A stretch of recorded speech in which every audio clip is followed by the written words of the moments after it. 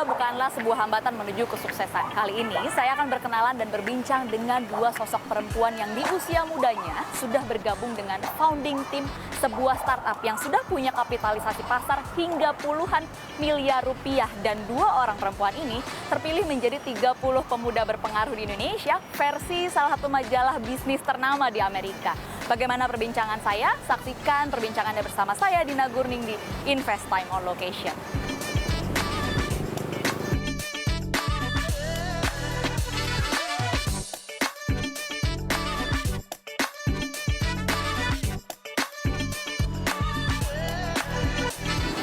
Hai Mbak Dina. Halo.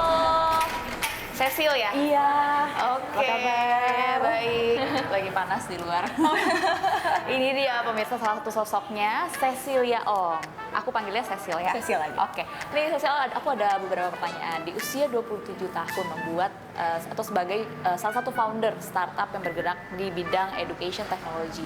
Apa sih yang menginspirasi Cecil untuk bergerak di bidang ini atau membuat startup ini? Sebenarnya ini bisa dibilang founding member ketimbang founder karena kita masih ada founder dan co-founder. Jadi berawal dari sebagai seorang anak rantau gitu ya, anak carefree yang merantau ke Jakarta, dan sebagai seorang fresh graduate kadang kan untuk mendapatkan sebuah pekerjaan itu memang nggak mudah. Jadi aku punya sebuah skill itu dalam bentuk bahasa Mandarin, dan kemudian teremploy lah di salah satu memang media juga. Jadi kemudian dari sana awalnya saya merasa itu sebuah keberuntungan gitu ya. Bisa dapat kesempatan untuk bekerja sebagai seorang fresh graduate. Kemudian lama-kelamaan ketika saya mulai bertemu dengan foundernya cakap, co-foundernya cakap, dan kemudian saya nge-realize ternyata ini bukan sebuah keberuntungan, tetapi itu memang sebuah kesempatan yang dimiliki ketika kita berkarir di awal, especially di Indonesia ini. Jadi banyak banget teman-teman yang juga serupa memiliki skill bahasa, satu bahasa aja gitu. Kemudian mereka punya kesempatan lebih di sana. Jadi dari sana ketika cakap awal punya proyek yang pertama yaitu di Kepulauan Anambas, Kepulauan Riau. Kebetulan banget kita kerjasama dengan bawah Anambas Foundation. Di sanalah itu yang menggugah saya dari startup yang HQ-nya di Jakarta, tapi itu bisa membantu anak-anak di kepulauan yang ada di kampung halaman saya. Itu sesuatu yang mungkin saya nggak bisa imagine, ternyata impact-nya seluas itu, dampaknya seluas itu. Jadi dari sana kemudian saya menemukan visi yang sama dengan cakap, di mana kita memberdaya dari kehidupan masyarakat Indonesia, tapi yang paling utama, paling core itu mungkin dari sisi kesehatan itu semua bisa, tapi yang paling core adalah edukasi utama yang bisa meningkatkan pemberdayaan dan juga menurunkan kesenjangan sosial tadi secara tidak langsung. Oke, kalau ngomongin tadi Cecil bilang bahwa memiliki satu skill bahasa apa nih kalau boleh tahu? Bahasa Mandarin. Bahasa Mandarin pemirsa, mungkin boleh sedikit Cecil perkenalan diri gitu dalam bahasa Mandarin. OK. 大家好，叫王秀rằng。今天非常感谢，非常荣幸能够参加此次的节目。Oke, saya nggak ngerti pemirsa, saya tahu cuma ni hao sama xie. Nggak apa ya. Tapi kalau kita ngomongin startup, ya kan pasti orang berpikirnya modalnya itu berapa sih? Mungkin boleh disebut nih Cecil, startup ini modalnya berapa?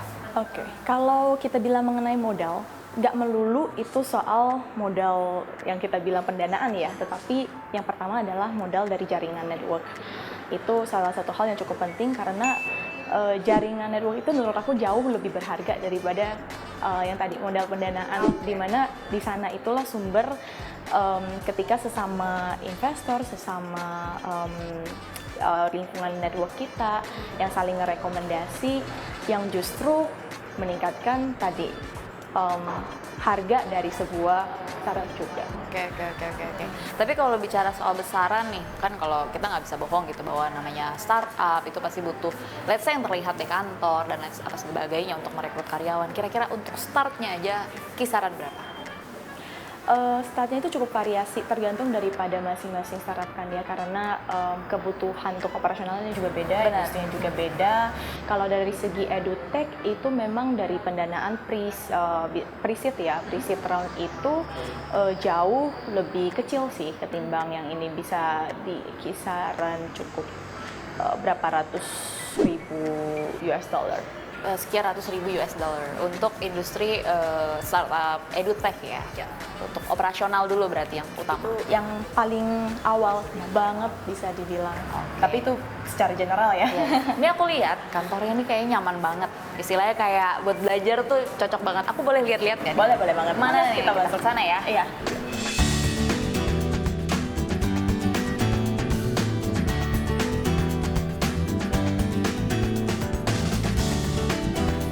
Bersama Cecilia Ong, seorang Vice President CEO Office, betul ya, di startup ini. Mungkin boleh dijelaskan, Cecil, perannya itu sebagai apa sih di sini, tugasnya gitu?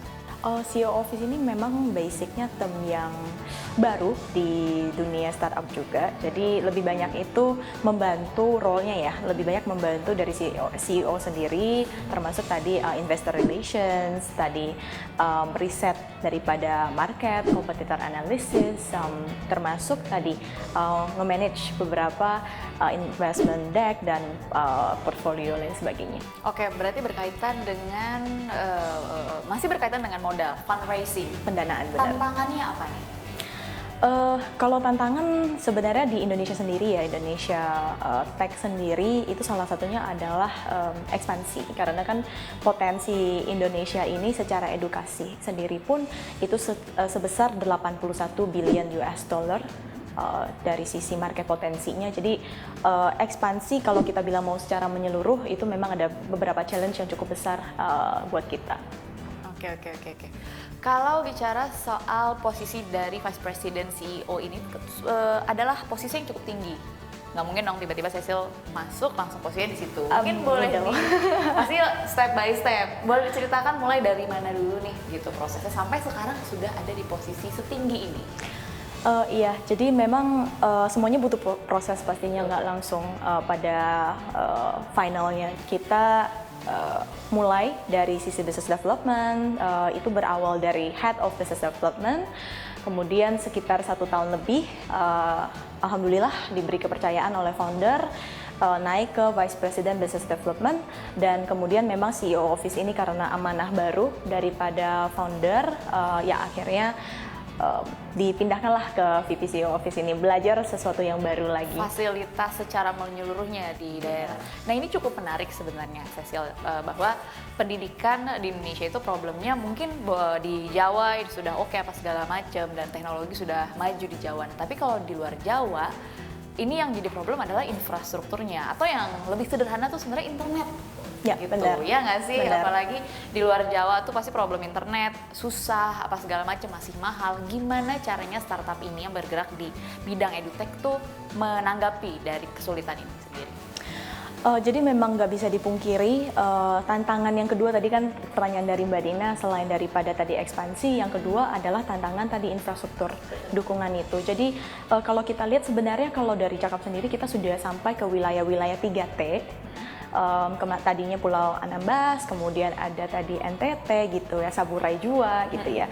Tapi memang bisa dibilang dari 100% masih ada 20% di antara kelas-kelas yang terganggu. Selain daripada koneksi internet, yang kedua adalah sumber daya listrik. Nah, itu yang menjadi core ketika kita mengadakan kelas secara online.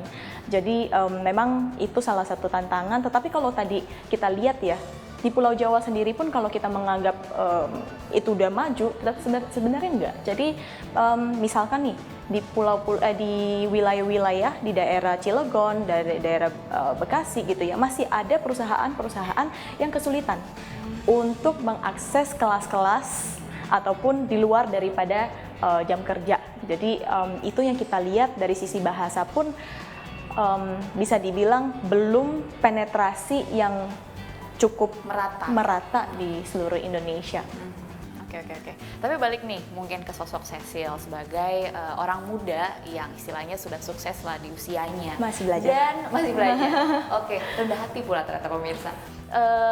Kemarin bulan Maret baru saja terpilih sebagai salah satu dari 30 pemuda Indonesia yang berpengaruh versi salah satu majalah bisnis di Amerika. Mungkin boleh diceritakan pengalamannya seperti apa, Cecil? Sebenarnya unexpected juga bisa masuk nominasi. Bisa dibilang itu berkat balik lagi ke visi yang sama dengan Cakap ya. Saya merasa bisa jadi asumsinya terpilih nominasi itu karena dampak yang kita berikan, especially dari sisi pendidikan sendiri di Indonesia. So far kira-kira seperti itu. Itu angle yang diambil dari pemilihan dari 30 pemuda berpengaruh di Indonesia ini ya.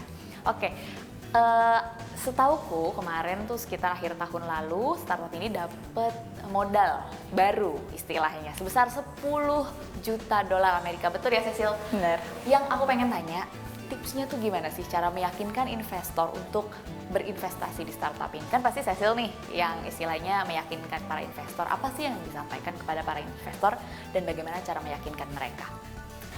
Ya, jadi kalau untuk ini memang role-nya kita kerjasama sih sebenarnya di antara semua founder, co-founder dan lain sebagainya. Terus kalau dari sisi investment sebenarnya itu ada dua. Yang pertama adalah healthy unit economics.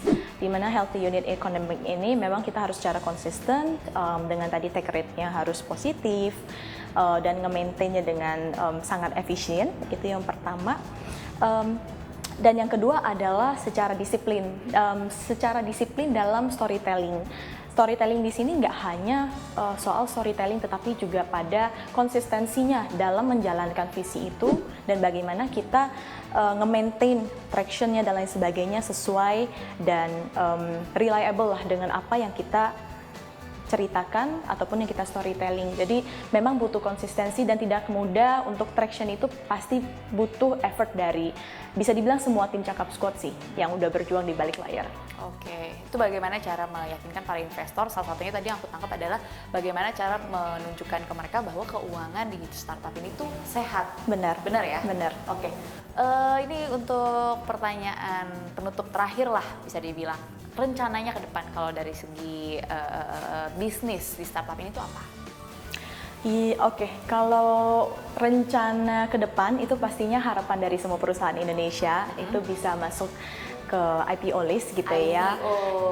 Tapi memang tidak mudah. Pasti butuh banyak persiapan. Itu memang diinginkan oleh kami. Maksudnya masuk ke dalam pipeline. Di satu sisi kita juga berharap Cakap bisa menjadi milik semua bangsa secara publik. Tapi itu pastinya masih butuh perjalanan dan juga perjuangan dari semua tim Cakap. Berarti tadi itu Cecil sebenarnya arahnya udah kelihatan, visinya arahnya ke sana gitu ya. Salah satu pipeline. Salah satunya. Oke, itu dia tadi sosok kita yang pertama, Cecilia Ong, dan kita akan lanjut untuk berbincang ke sosok yang kedua, namun tetap bersama kami di Invest Time on Location.